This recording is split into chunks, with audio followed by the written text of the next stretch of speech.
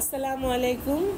বৈশাখের পরের দিন বৈশাখী মেলায় চলে আসলাম। আমাদের বাসার খুব কাছেই hotel Sonargaon, the Pan Pacific সোনারগাঁয়।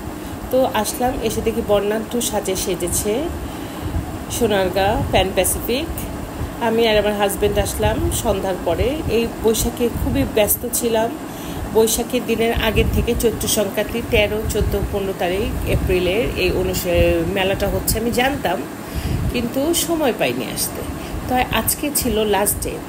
তো লাস্ট ডেটে আমি চলে আসলাম ঠিক মাগরিবের নামাজের পর। এসে দেখি ভিতরে এন্ট্রান্স করলাম, বেশ সুন্দর। আর 5 স্টার হোটেলের মেলাটা তো সুন্দরই হবে। আমি আসলে মেলায় খুব ইন্টারেস্টেড থাকি না, অনেক ভিড় থাকে দেখে। তো যেহেতু বাসার কাছে সোনারগাঁ, তাই আমি আমার হাজব্যান্ডকে সাথে করে চলে আসলাম, আমার বাচ্চারা আসেনি। তো এসে আমরা ঘুরছি, এই যে বিভিন্ন স্ন্যাক্স। আমার হাজব্যান্ড বললো তুমি কি খাবা খাও। আমি বললাম না, আমার মেয়েদের আনি নেই, আমি আজকে কিচ্ছু খাবো না, যা খাবো সেটা নিয়ে যাব বাসায়।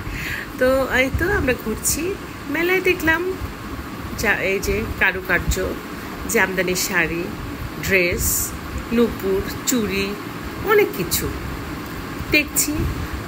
এই যে মোটামুটি কালেকশন, হয়তো বা আমি লাস্টের দিন গিয়েছি দেখে মানুষজন দেখছে, কিনছে।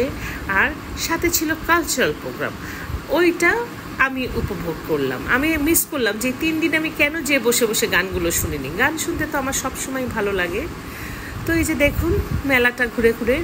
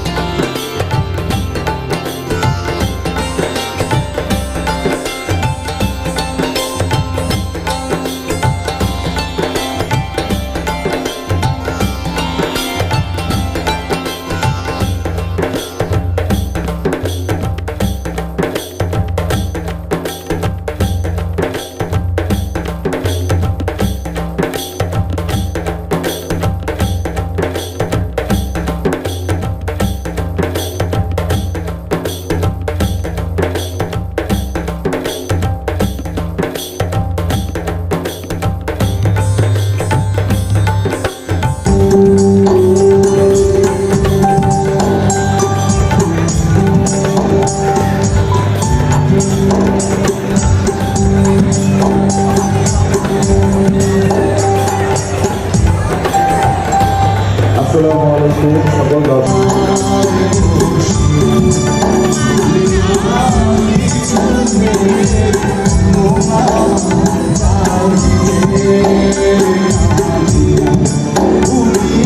চমৎকার কালচারাল প্রোগ্রাম আমরা দুজনে মিলে উপভোগ করছিলাম।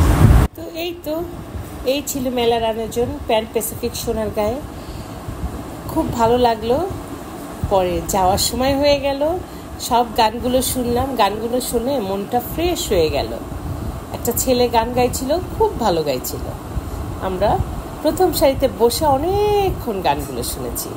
এখন বাড়ি ফেরার পালা, অপেক্ষা করছি।